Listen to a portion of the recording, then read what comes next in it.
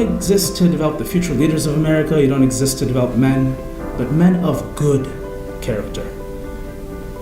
That is so fitting, particularly in the times that we live in, that a school like this produces men of very good character.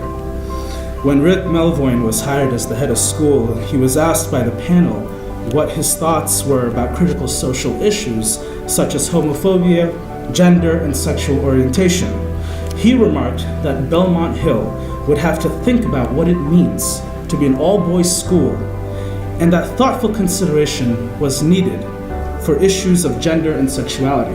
And I'm quoting him here. Our society, the society that surrounds the school, is full of difficult issues, and part of our responsibility is to address these in a responsible way so that the students are prepared to go out into the world. As a school, I believe that it is incumbent upon you to ensure that the men you send out into our society are well prepared to engage the world beyond Belmont and beyond Massachusetts. And this brings me to what I want to speak to you about tonight. I want to talk to you about beliefs. What do you believe in? For whom do you fight? What is your calling? I want to tell you a story about a turning point in my life, my first major aha moment. When I was a child, I had these dreams of becoming a commercial airline pilot. I was obsessed with airplanes. I was obsessed with flight. I still am. Every time I'm in an airport, I'm like a kid in a candy store, looking at every plane, taking photos, and talking to the pilots. But as an 8th grade student, I quickly learned that I had a different calling. I had returned to Cambridge from a summer vacation in my native Ethiopia when one afternoon I was watching an episode on Oprah about Ethiopia. This was in 2004.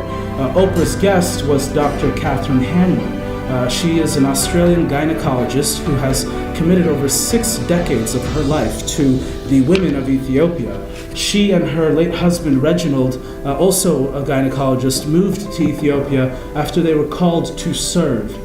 They arrived in a country that had no maternal health resources. If you were pregnant in Ethiopia in the 1950s, the message was simply good luck. Catherine and Reginald established a midwifery training program at a local government hospital in Addis Ababa, the capital city. What was supposed to be a short-term assignment in Ethiopia turned into a lifelong calling when they learned about a childbirth injury called obstetric fistula. It's a horrific injury that no women in this world should go through. If you're unfamiliar with obstetric fistula, you're not alone. It's a silent issue. About 2 million women throughout the world suffer in silence because of untreated obstetric fistulas. And precisely because it is a women's issue in the developing world, no one cares about it. As I learned about the untold horrors these women face in countries like Ethiopia, I also learned about the opportunity for treatment, the opportunity to restore dignity. I became compelled to act. This was my aha moment. My purpose in life was not to fly airplanes, although I hope one day I will be able to. My purpose in life was public service. I grew up in the Ethiopian Orthodox Church, and one of my favorite Bible verses is Galatians chapter 5, verse 13. You, my brothers and sisters, were called to be free, but do not use your freedom to indulge the flesh. Rather, serve one another humbly in love.